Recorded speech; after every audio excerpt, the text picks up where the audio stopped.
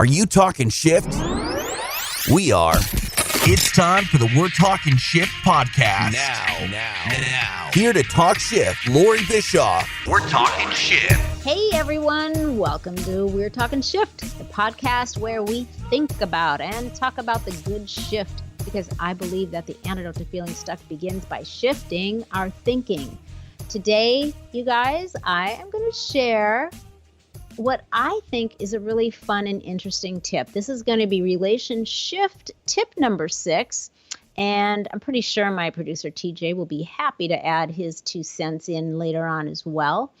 So here's what I'm thinking about. You know those map kiosks that are like, they're in the malls, you know, they show you where you are and then where to locate the store that you want to go to so that you know which direction to head in, right?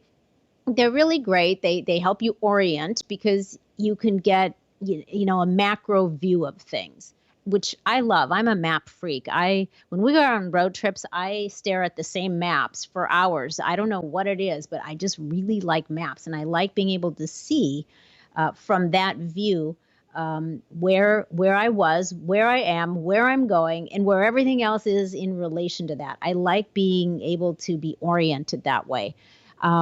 So anyway, we were recently on our anniversary weekend. A couple weekends ago, we were celebrating, and we went up to Mystic, Connecticut, and found this great little place called the Oyster Club, which, by the way, is just awesome. We spent about 3.5 hours there noshing and just having a wonderful time.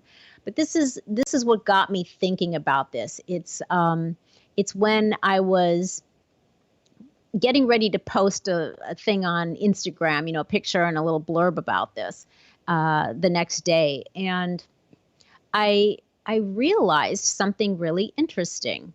And this is something that I do personally, but I just became really aware that we do this as a couple too. Actually, it's more like something that we don't do in a way. And here's what it is. We don't spend a lot of time reminiscing. And this is going to tie into this whole map kiosk thing in a minute, so just bear with me.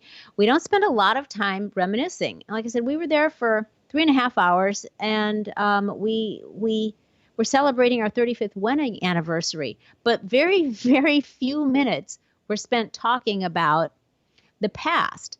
You know, there's a little bit like, you know, can you believe it's been, you know, this long, or remember when, and that was really fun. We do that, you know, for a minute or two, but it's only briefly, and we only bring up memories that are positive or that we're really fond of, never negative stuff. I mean, neither one of us really is into spending a lot of time mulling around in the past. But the rest of the time is a combination of being totally immersed in the moment and just really enjoying what we're doing right now or what we're eating.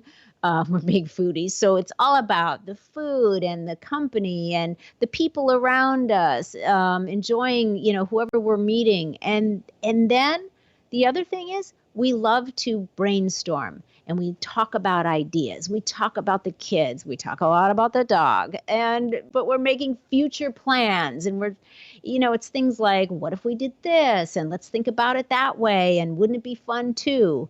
So it's all about in the now and moving forward. And I was thinking about this map thing because I thought, you know, when you go in and you're looking at the kiosk and you're like, okay, well, that's where I came from.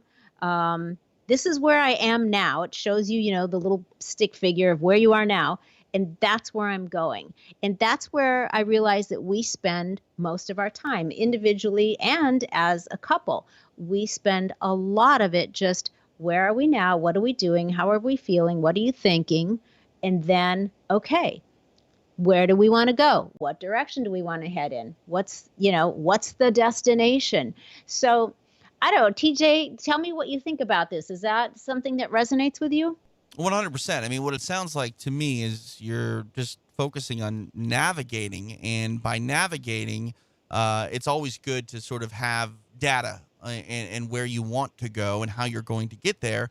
And the thing about a map that doesn't tell you something in real life is where you've been. A map just says, the destinations. And yes, it can show you where you've been, but it doesn't show you the information in the sense of like, oh, we struggled with this here. We're going to avoid that moving forward. And I feel very much you have to look upon your past so that it can help you dictate your future.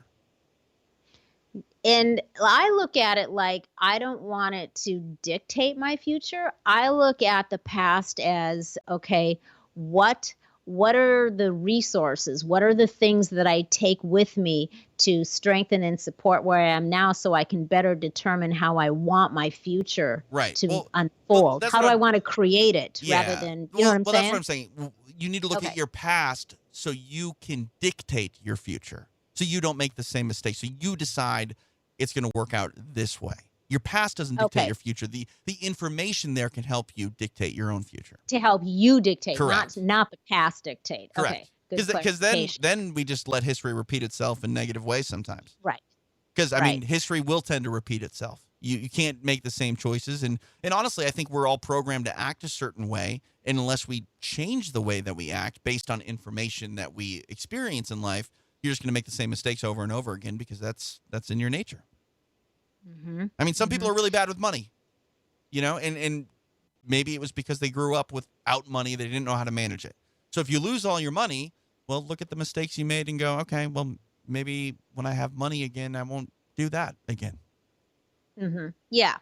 So the past is a wonderful learning tool when it comes to the things that, if you're willing to look at it and you're willing to take ownership and responsibility over the things that maybe you shouldn't have done or that you could do better or differently so that you get a different outcome moving forward.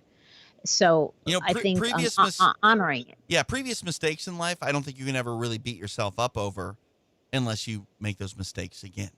And the first time I think things happen, they are a mistake. The second time things happen, you just didn't do it right because you knew better. You know what I mean? Like, how many times have you done something where it's like, I should have seen this coming. I know better than this. Even small things, you know what I mean? And you can't beat yourself up over it, but you can't let things become a pattern because you don't learn from your mistakes. Yeah, well, you can, but you shouldn't. You shouldn't. Life's not worth living with woulda, coulda, shoulda. I know a lot of people, Loree, that live in the past and think that their better days are behind them. And it's like, maybe that's true. Maybe the time of your life was 10, 15, 20, 30 years ago. But that doesn't mean that you should be upset that those days are over. Like, make the next set in your life of years the best time of your life. It's up to you. Like, I don't believe that we choose to be happy. I've heard a lot of this. Choose to be happy. I don't think you choose to be happy. I think happiness is a result of the things that are around you. Some things you control, some things you don't control. But you're choosing not to be happy if you don't make the proper decisions in life to set yourself up for success. Mm-hmm. Well, I think it is. Happiness to me is really not so much a feeling; it's a state of being. And I feel like we can choose the state of being that we want to hang out in, and to hang out in a state of happiness because feelings come and go. You can't sustain a state of happiness as far as a feeling goes all day, every day, indefinitely. It's not in our nature to do that. In the sense that you're looking at a happy feeling, feelings ebb and flow, they come and go. But a state of being is different.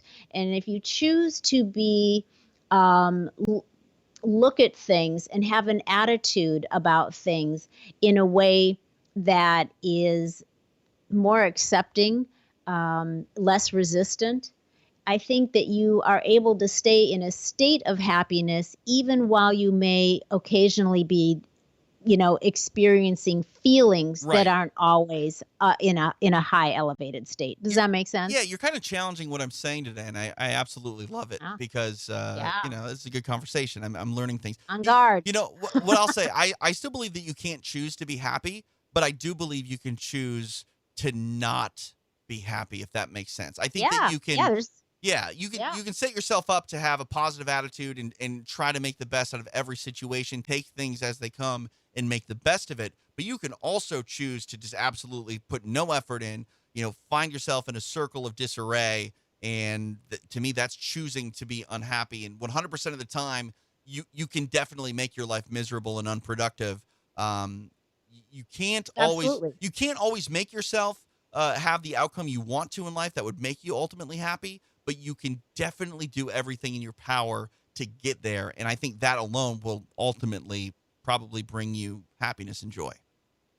Well, yeah, you have, we have free will and we get to make decisions about things. We get to choose how we're going to feel about things. We get to choose that. And people, often wonder about, well, yeah, but no, those feelings, they just come up, or something or someone made me feel this way, which personally I think is really just the disempowering way of looking at things. I think that Sure. nobody can make you feel anything. You decide how you're going to feel about something, and that decision comes from the meaning that you're applying to So what is being said or happening. I disagree with you in the sense that people can't make you feel a certain way. People can definitely make you feel a certain way, but it's how you respond. And maybe we're saying the same thing.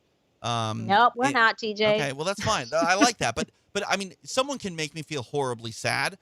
I'm the ultimate person that decides whether or not that's going to impact my life in a negative way. And I mean, people have definitely, pardon the language, they've shit on me. They've hurt my feelings. They've made me depressed. But I have always rallied back from it and decided, look, you're going to do that? That's fine. That's your decision. I'm going to do this, and I'm going to move on and be better for it. So, that's and that's the way that it's working for you. I think that as a person practices more about thinking about why you feel sad about something. Well, And I think that it's because you have a certain meaning that you're putting to it. And sure. if you change the meaning of it, the feelings will change. All right, so let me explain to you why I feel that way. Maybe we're talking about different extremes. Like if someone murders my family member, they've made me devastated. There's no two ways about Well, it. Okay. yes, that is That's an an extreme. But let me explain sort of an example that maybe supports what you're saying a little bit. My father died very young. When I was in third grade, he was diagnosed with a terminal illness, given 6 months to live, had a liver transplant, ended up living 15 years when they only gave him 5 years.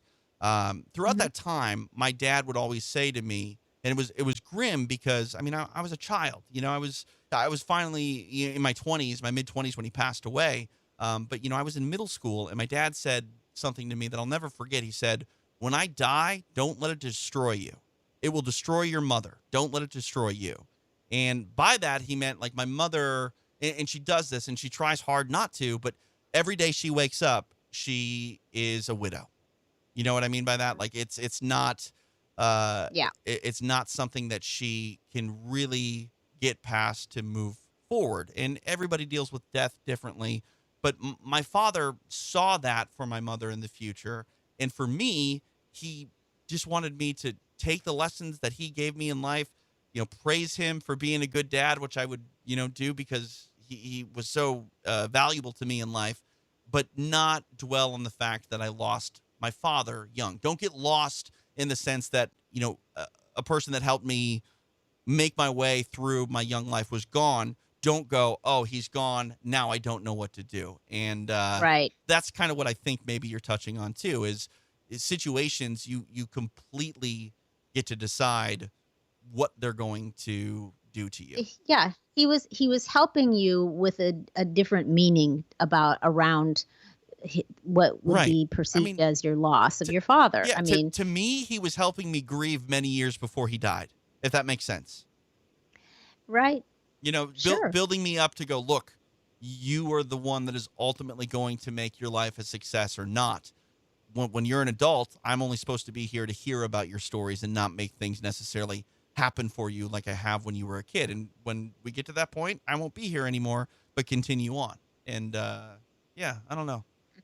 Yeah. So you were able to maybe take that information in and apply that added or broader meaning to it, Right. and perhaps feel a little bit differently about the situation once he passed than perhaps you would have had he not given you those words of Right. wisdom. And I feel like when my father passed away, I immediately sprung into action to try to take care of things and do the best things that I could for my mother, and get his arrangements in order. And I don't think I would have done that had we not had the conversation of "Don't let my death ruin you," which, I mean, I'll or destroy you. He said, "I'll never forget those words," and I mean that's true.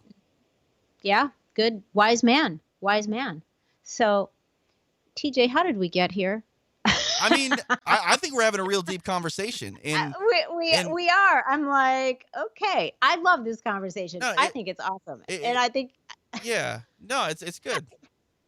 it is good. So I'm wondering, okay, how am I tying this in with managing your attitude as in your relationship about your past and your present and your Oh man, future? yeah. Well, I think Man, that's what I'm saying. How did yeah. we get here? Well, Dude, help me out. what I would say when it comes to a relationship, you are very much a unit. Yes, it's two people. You have two brains, but you're on the same sort of journey. And at least I am. Some people that are in a relationship really maintain their own identities and make decisions and go down their own paths, whether it be financially or career wise. But to me, my wife and I are a very cohesive unit. We have a uniformed way of living. We merged our bank accounts before we got married. We make decisions together, and just coming at it from my view, I feel like we've made a lot of our choices in life and what we want to accomplish as far as goals based on what we could have done in the past, what we excelled at, what we didn't excel at. And getting back to that map idea, I feel like she and I look a lot at where we've been in life. And, we used to live in Minnesota. We live in California. We look at that journey that we've made, how we've gotten here, and we've contemplated moving back. And we've looked at the roadmap that we had to take to get to California and kind of place that roadmap to maybe get back to the Midwest. And Hmm. I Yeah. feel like if we were to move, it would definitely be a lot smoother than our first transition because I kind of been down that road before, that proverbial road, and I know what it takes to get back, and I know maybe I don't need to put much effort into this where we put too much effort into that prior, and I don't know, like I Yeah. like the I think map. I like the map yeah. idea a lot. I like it. I feel oriented. I feel like I know for us, and everybody has a formula that works for them, or is looking for a formula that works for them. And I think that I think that it's obviously a very good idea to take all of the things that you just talked about and that I referenced earlier about what's good to pull from your past. And I think having a trip down memory lane and honoring that is a good thing. What I don't think is always so productive is to spend a lot of time dwelling on the past. And that's the differentiation, I think. Right. We do see, I'm sure I know people, we know a lot of people that when you get together with them or you hear them talking, and there is a lot of emphasis on the past. And a lot of times that emphasis is on, okay, those were the best days, which is, sad in a way. But also, because they're thinking it's only sad not because their best days, they had great days. It's only Yeah. sad because there's an attitude that there aren't going to be any more ever Oh. that are going to be as good or better. He, So I he, think that that's one thing that you have to be mindful of. Here's another weird analogy, but it definitely was something that I struggled with as a kid. I loved weekends like any other kid. When you didn't have school, I absolutely adored the fact that I didn't have to go to school on Saturdays and Sundays. But Monday would always loom, and the fact that Monday would loom and Saturday was over, it would ruin my Sunday. And it was the same way when I was a kid on vacation. If we would go somewhere for a week and I knew I had school or something else that I didn't want to do when I got home, once we passed the midway point of the trip, I would start to go, this trip has been so great, but now it's almost over. It would ruin the final days of it. You know what I mean? Sure. And Yeah. it's a much more compact sort of view on living in the past, and it's that of, you know, a child. But I just remember not being able to enjoy my final day off because what was impending the next day. Yeah. So you kind of sacrificed the present moment out of, To be you know, sad, to be upset, is yeah, ridiculous. you wanted to be you wasted it. You Yeah. totally wasted it worrying. You know, you were so focused on the loss Right. of the time now, and you know, and what the Yeah. future was going to bring, When it came to that a you lost the vacation, present moment. I was focused on missing this place rather than enjoying the final moments there. Right. And I think that that is why you have to be really mindful with your partner or your, you know, spouse, of embracing the present moment. What are you doing right now? Where, you know, where are you? Who are you with? What are you doing? Are you paying attention to, you know, what your spouse or your partner is thinking and feeling? Are you enjoying where you're at? Are you managing, you know, the things that you need to manage right now, rather than spending a lot of time hanging out in the past, Right. or in fear about the future? I Right. think that there's a lot of future visioning that should be happening, but not in the sense of out of fear. But I think that, you know, it's really easy for people to start kind of living a little bit in their head, and not so much in the present real moment with their beloved. You know what I mean? And Sure. just enjoying whatever you're doing, whether it's like we were doing, out celebrating an anniversary, or whether you're just hanging out on your couch watching you know, your favorite show together and munching on popcorn. Are you just really cognizant of what you're doing right now and who you're with, Right. and soaking it up? You know what I mean? No, And then 100%. the other, yeah. And so that's kind of the you are here now moment. That's like when you're looking at that map, this is where you are right now. And looking around, getting oriented, getting familiar, being aware of it, taking it all in. And then the next layer is, okay, that's awesome. Now, where are we going? What's the destination? You know what I mean? So that's like the whole map is, all right. So we want to go, you know, to such and such store, and it's over in, you know, on the next level and Right. down this corridor, and then take a left and blah blah blah. Yeah. So as a couple, so you're enjoying the present and you're all in there, but you also, are you thinking, is your thinking still aligned in where you want to go together? Right. What are you creating together? What are you talking about as far as where you're going? What are the goals? What do you want to experience together? So What's the visioning process? in my life away from this podcast, I focus primarily on combat sports in mixed martial arts. And one of the, and there's so many things from fighting that I feel are just so on point when it comes to leading a normal life and a successful life. And one of these sayings in mixed martial arts when breaking down a fight is you try to find the easiest path to victory, whether that's, you know, striking on the feet, taking the fight to the floor, etc. And you talk about, you know, that map, like what's the best path for us to get to that store that's on the second level. And I think that can be said about life with your partner. What do we want? What do we want to accomplish? And what is the best path to accomplish it? And yeah, like I think that is really important for success in life. Yeah, and I think that a lot of times, you know, especially when you've been with somebody for a while and everybody gets busy, you get into your routines, and I think sometimes it gets forgotten to sort of sit and brainstorm and just check yourselves and go, are we still going in the direction that we both want to go in? You know, let's take a pause, let's take a breath, and let's just check in with each other and make sure that we're still going in the direction that we both want to go. And let's have fun with it, though. Right. It's not about, well, here's what I want. Well, here's what I want. It's not a competition. It's not about, you know, trying to make sure that you agree with me and I agree with you. It's Right. about brainstorming. It's about visioning. It's about what if. Right. You know what I mean? It's And- about playing with it and what do we want to create and what are we getting excited about? That's fun. 100%. And also too, you give me an analogy like a map, and I just like subscribe to it wholeheartedly, and I'm loving it because it sort of sets up like we all have wants and desires on this trip. If we're going down the interstate and we're going to get somewhere eventually, but you want to go see the world's largest frying pan, and that's this exit over here, and I want to go see the world's largest mud hut, we got to figure out if we're going to make the accommodations to stop off and maybe delay the ultimate goal, but doing so can make yourself or your partner that much happier.